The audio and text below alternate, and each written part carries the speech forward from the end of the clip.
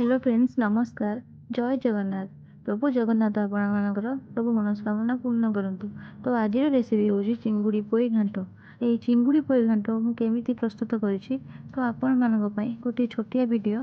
तो चलतु देरी नक आरंभ करवा मोर ये छोटिया वीडियो। तो प्रथमे गोटे पात्र रे पानी, गोटे बोईतालु, किछि बिलाती और पोई पत्र और पोई नाड़ी ता सह दुईटी आलू ताको भल भाव एमती मु चोपा छड़े काटिली। ता नाड़ी गुड़ी को एमती भल भाव काटिबा।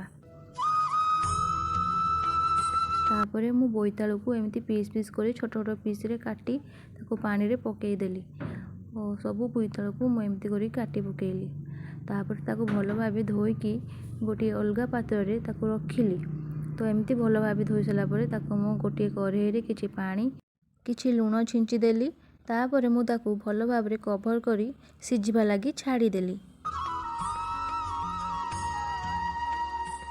परिबा सिझेला भितरे सेपटे आम बाबू कौन करुथांती ना से जो चिंगुड़ीर पर को एमती काटी काटी ताको क्लीन करुथांती।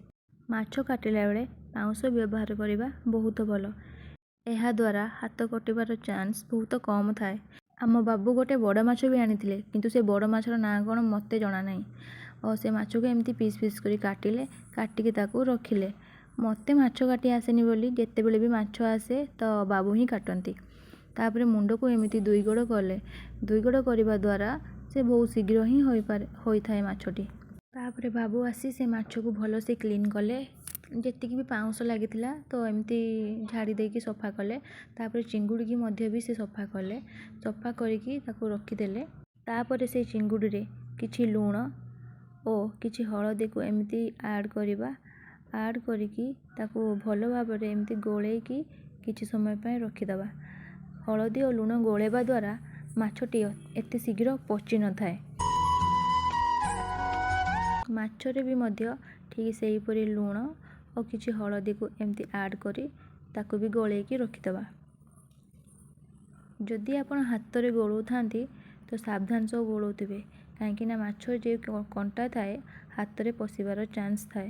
तो सावधानी सह करिवे। एपटे मु जो परिबा सिझेइथिली तो से प्रॉपर्ली भाबे सिझी गलानी। तो ताको आमे एबे काढ़ी करी गोटे अलगा पात्र रे रखिबा। तापरे गैस ऑन करी कढ़ई को बसेबा। कढ़ईटी भल भाव गरम होला परे सेथिरे किछि तेल ऐड करबा। मु एठी सोरिष तेल यूज करूची। आपण माने चाहिले भी रिफाइन तेल यूज करि परिबे। तेलटी बहुत भल भाव गरम होला परे सेथिरे आमे जो रखिथिबा चिंगुड़ी को एमती छाड़ी दबा। देखिकी तेल छिटका पड़िबो तो टिके डिस्टेंस रे रहिबे। तापरे एमती नौटो पाउटो करबा। से भल भाव तेल न लागिला जाए ताको परे एमती आमे नौटो पाउटो करूथिबे। तापरे देखंतु से माछ मानकरे सब आइंस पानी जो थाए बाहरी गला। आइंस पानी बाहरी गला परे माछटी को एमती उल्टो पाल्टो करबा काहेकि ना गोटे पट होई जाई थाए आ गोटे पट होई न थाए। सेथि पई आमे एमती नौटो पाउटो करबा।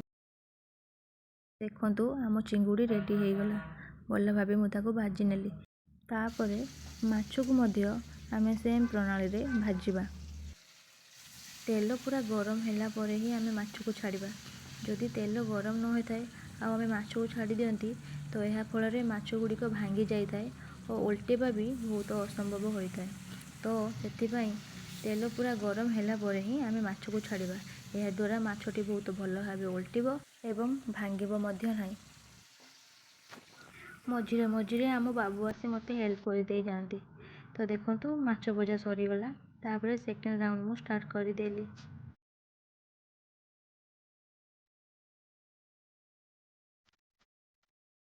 एपटे मु तरकारी रेडी करिया पई दुईटी टमाटर, किछि धनिया पत्र, पियाज, हळदी गुंड, लंका गुंड, जीरा गुंड, गरम मसला, माछ मसला एवं कलर मसला।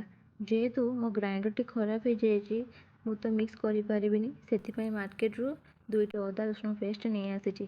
ता सह फॉर्च्यून रो सोरिष तेल मु यूज करूची।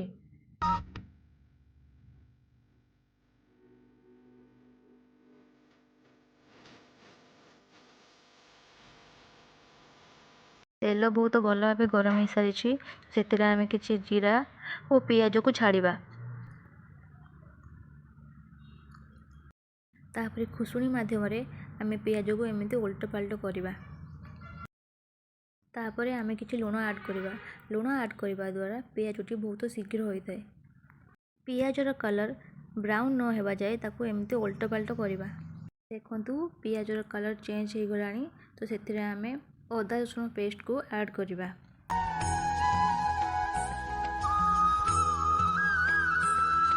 ତାପରେ ସେଥିରେ ଆମେ ଟିକେ ପାଣି ଦେବା।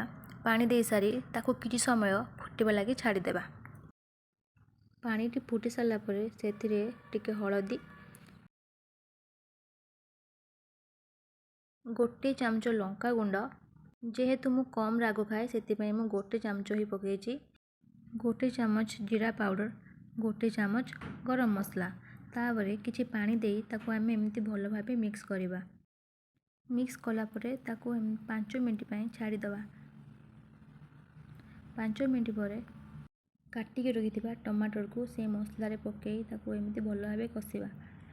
କିଛି ସମୟ ପରେ ସେ ଟମାଟରକୁ ଆମେ ଏମିତି ମିକ୍ସ କରିଦେବା। ମିକ୍ସ କରିବା ଦ୍ୱାରା ଗ୍ରେଭିଟି ବହୁତ ବହଳିଆ ହୋଇଥାଏ। ସେଇ ଟମାଟରକୁ ଆମେ ଖୁସୁଣି ମାଧ୍ୟମରେ ଏମିତି ପିସ୍ ପିସ୍ କରି କାଟି ଦେଇକି ଚୁନା ଚୁନା କରିଦେବା। ତାପରେ ସେ ଗ୍ରେଭିକୁ ଭଲ ଭାବେ ଆମେ ଏମିତି କଷିବା। ମନେ ରଖନ୍ତୁ ତରକାରୀକୁ ଯେତେ କଷିବେ ସେତେ ଭଲ ଟେଷ୍ଟ ହେବ। ତାପରେ ସିଝେଇ ରଖିଥିବା ପନିପରିବାକୁ ଆମେ ସେଇ କଷା ହୋଇଥିବା ମସଲାରେ ଏମିତି ପକାଇକି ତାକୁ ଉପର ତଳ କରି ଘାଣ୍ଟିବା। ପରିବାକୁ ଆମେ ଏମିତି ଉପର ତଳ କରି ଘାଣ୍ଟିବା ଦ୍ୱାରା ପରିବାଟି ସେ ମସଲାକୁ ବହୁତ ଭଲ ଭାବେ ଅବଜର୍ଭ କରିଥାଏ। ତାପରେ ଆମେ ଏକ ଢାଙ୍କୁଣୀ ମାଧ୍ୟମରେ ତାକୁ କଭର୍ କରିବା। କଭର୍ କରିବା ଦ୍ୱାରା ସେ ବହୁତ ଭଲ ଭାବେ ସିଝିଥାଏ। ତାପରେ କଭର୍କୁ କାଢ଼ି ସାରି ସେଥିରେ ଚିଙ୍ଗୁଡ଼ିକୁ ଆମେ ଆଡ଼୍ କରିବା। ତାପରେ ଆମେ ତାକୁ ବି ମଧ୍ୟ ଏମିତି ଉପର ତଳ କରି ଘାଣ୍ଟିବା। ଦେଖନ୍ତୁ ତରକାରୀ ଅଲମୋଷ୍ଟ ବହୁତ ସୁନ୍ଦର ଦେଖାଗଲାଣି। ତାପରେ ଲାଷ୍ଟରେ ଆମେ କାଟି ରଖିଥିବା ଧନିଆ ପତ୍ରକୁ ସେଥିରେ ଆଡ଼୍ କରିଦେବା। ଧନିଆ ପତ୍ରକୁ ସିଝିବା ପାଇଁ ଆମେ ତାକୁ କଭର୍ କରିଦେବା। ମୋ ଚିଙ୍ଗୁଡ଼ି ଘାଣ୍ଟ ତରକାରୀ ରେଡ଼ି ହୋଇଗଲା। ତାପରେ ମୁଁ ହଜବେଣ୍ଡକୁ ଦେଲି। ହଜବେଣ୍ଡ କହିଲେ ବହୁତ ସୁନ୍ଦର ହେଇଛି, ତୁ ଟିକେ ଏନେ ଖା। ମୁଁ ବି ତାଙ୍କ ସହ ଖାଇଲି। ମୋତେ ବି ବହୁତ ସୁନ୍ଦର ଲାଗିଲା। ମୁଁ ଆଶା କରୁଛି କି ଆପଣମାନଙ୍କୁ ମୋର ଏଇ ଭିଡ଼ିଓଟି ଭଲ ଲାଗିଥିବ। ଯଦି ଆପଣମାନଙ୍କୁ ମୋର ଏଇ ଭିଡ଼ିଓଟି ଭଲ ଲାଗିଥିବ ତାହେଲେ ଦୟାକରି ଲାଇକ୍, ସେୟାର, କମେଣ୍ଟ ଏବଂ ତା ସହିତ ସବସ୍କ୍ରାଇବ୍ କରନ୍ତୁ। ଧନ୍ୟବାଦ। ଜୟ ଜଗନ୍ନାଥ।